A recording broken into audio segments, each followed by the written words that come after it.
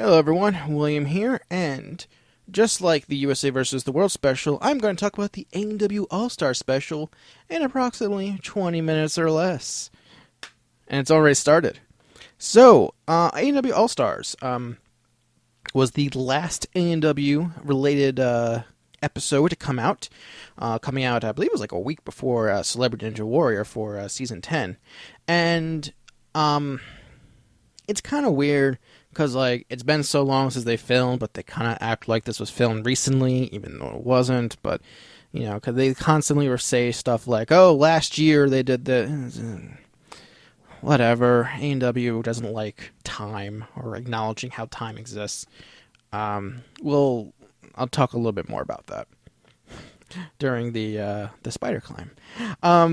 But one thing they did differently this year compared to the first 2 years is that they started with the skills challenges and then ended with the team challenges. It seems a little backwards because it's like they start with the good stuff first. But with so we started things off immediately with a Super Salmon ladder, which is like probably the coolest event that they have, in my opinion. Actually, I'm just gonna say it's my favorite event. I think it's the coolest one. 4 guys, they didn't even like bother counting rungs this time. They're just like, yeah, we're probably gonna have like, you know, most of them clear, so we're just gonna go with time. Carson Williams, the defending champ, was up first. He finished in 32.75 seconds, which is like half the time it took him last year. Very impressive, right off the bat. And then the first Super Salmon Ladder champion, Mike Bernardo, in just about a repeat of last time, unfortunately, he fell right before finishing. He had 1.5 rungs left. Very unfortunate was polling for him. Then they had Josh Levin, professional climber. He finished in 27.61 seconds. Just boom, boom. Very impressive. I see good things for him in the future. And then with Sean Bryan, who, like, prior to AEW 9, I would say very unassuming. A lot of people didn't really know much about him, but he really stood out, you know, being one of a few people to make it to the third stage, and you know he cleared the regional finals for LA. He takes the course. He starts skipping rungs. He actually starts going up 2 at a time, like, and he ended up finishing in 19.39 seconds. It's like, whoa. That is so fast. You can put that in an Instagram video. You can almost make that a Vine. I couldn't believe how fast he went, and then he started going down a little bit, like boom, boom, boom, and it was just very impressive. Very, very impressive on his part. He deserved that win, and he got the win, and that's it. That's anyway. See ya. That's it for the AEW All-Star. Okay. Next up is Striding Steps. I like Striding Steps.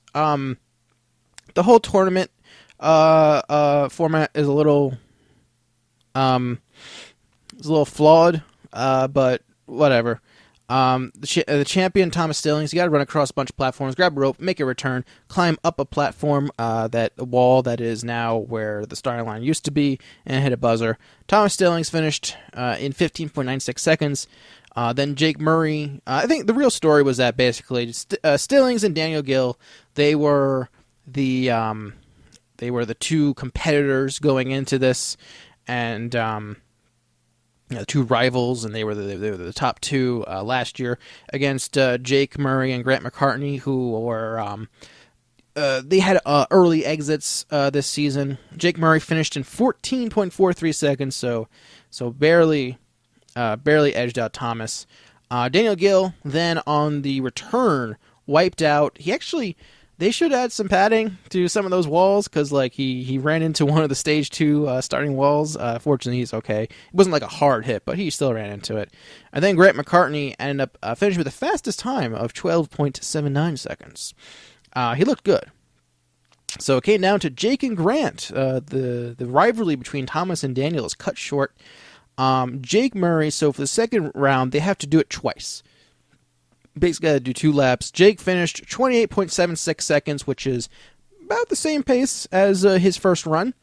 And so Grant knew he had to go fast, and unfortunately, a bit of a wet ending in that like he fell on his first lap before he even got to the rope.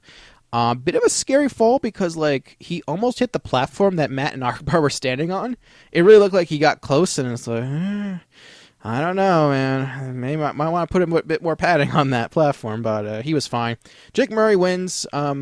So I guess it's a small consolation after a what was undoubtedly a disappointing season for him. I was glad to see him get that win. Then they fast forward to Thunderbolt, which is the pegboard racing, but unlike last year, they didn't even put it on YouTube in full, which is disappointing. But basically, the tournament was they had Brent Stephenson versus Jamie Ron, which Jamie won. Then they had JJ Woods versus Adam Rail, which Adam won.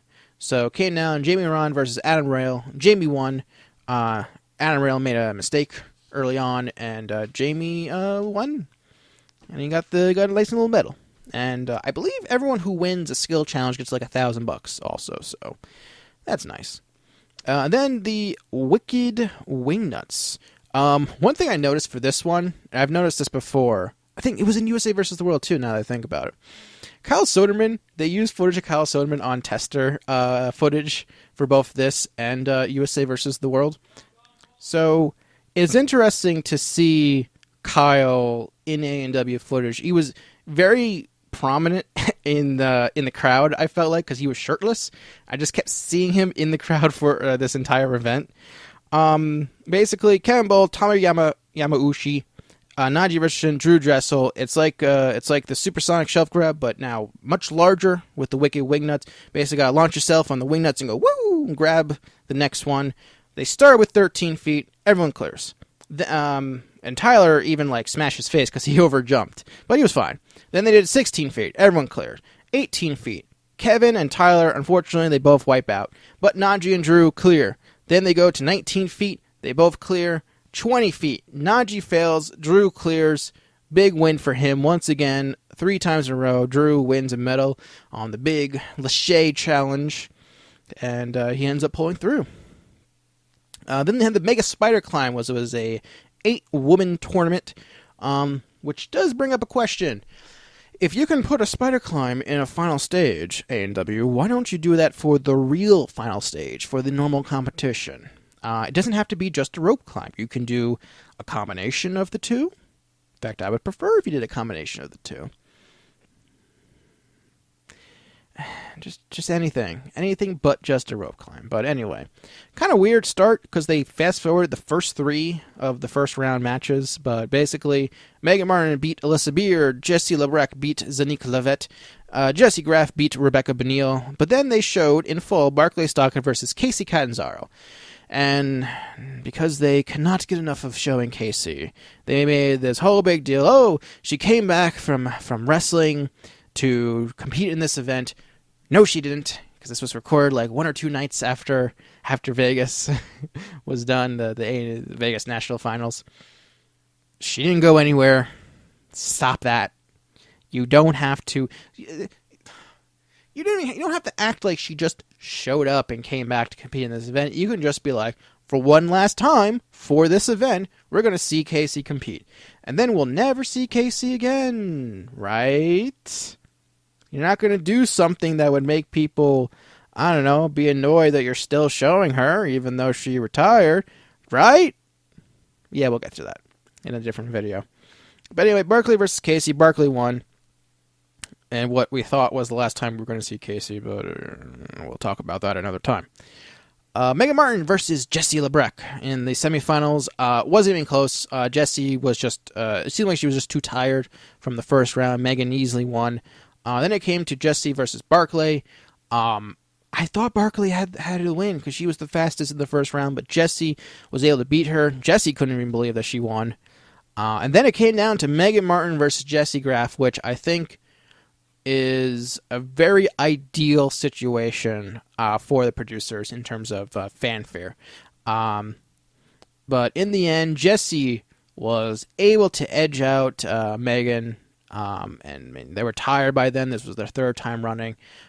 Good win for Jessie in the end, and this ended up being the Palm Wonderful Crazy Healthy run of the night for the very last time. For those of you who don't know, Palm is not a sponsor for A&W for Season 10.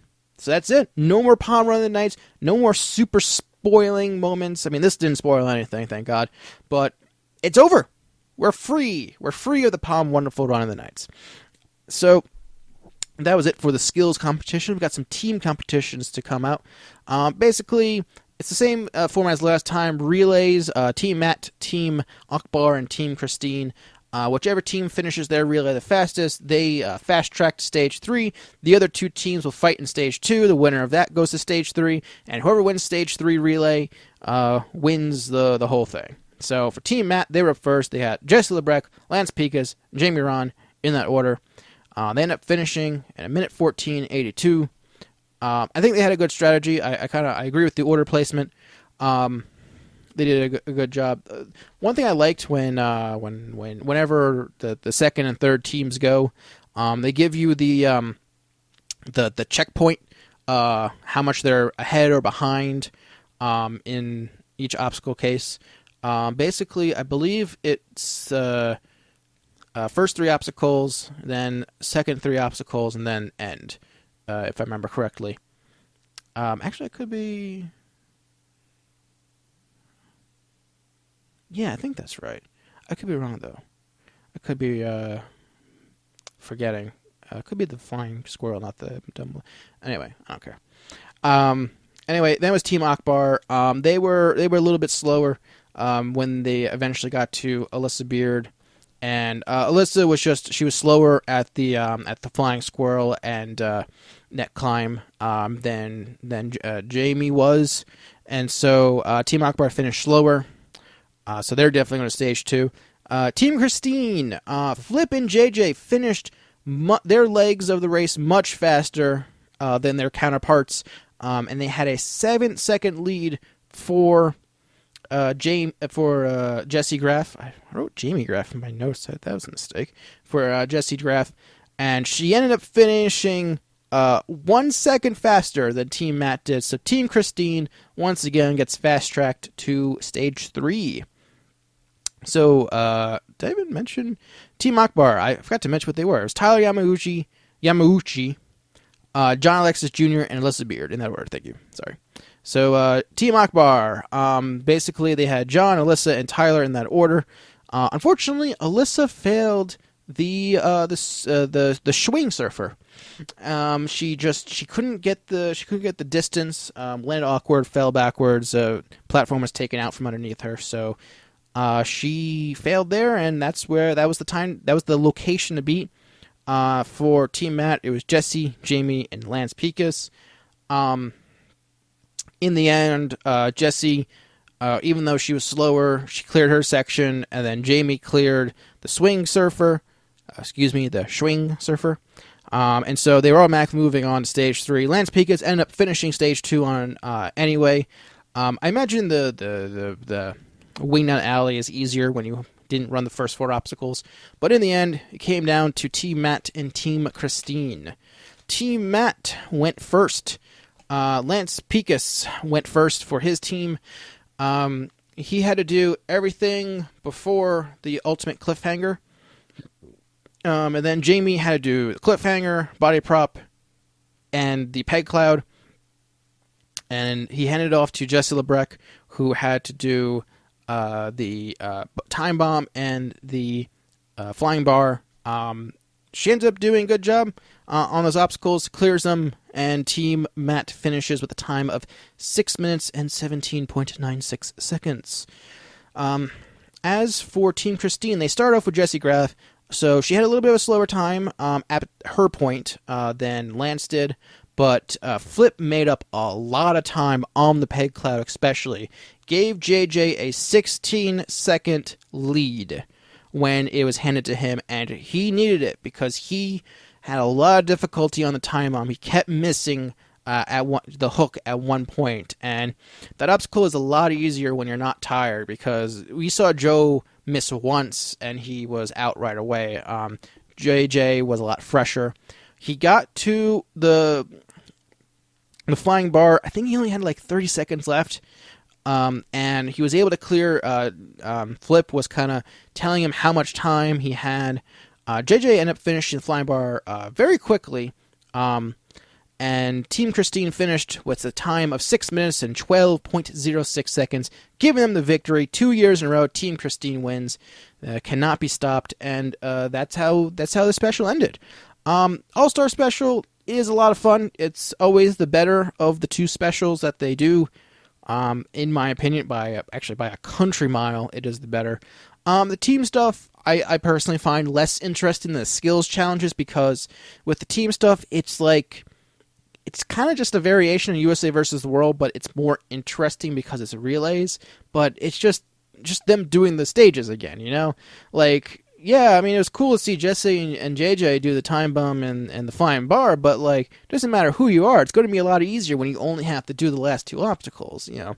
I think for both teams, I think it really highlights their strongest members are the ones who had to do the middle section, because I think that's the hardest part on their own. Like, if you ask me, like, which one would I want to do the least, I want to do that one the least, because you got the cliffhanger, which has been a very difficult obstacle. That body prop, especially when it's curved and all that, and the peg cloud, it seems very difficult.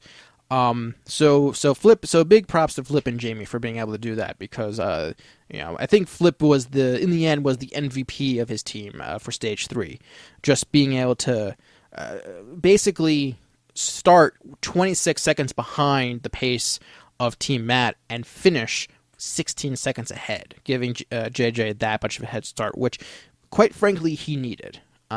He probably needed. So, in the end, that's it for A&W All-Stars. What do you think? I liked it. I think it's the better of the two. And I'll see you next time, because get to talk about Season 10, which should be exciting. Until next time, thanks for watching.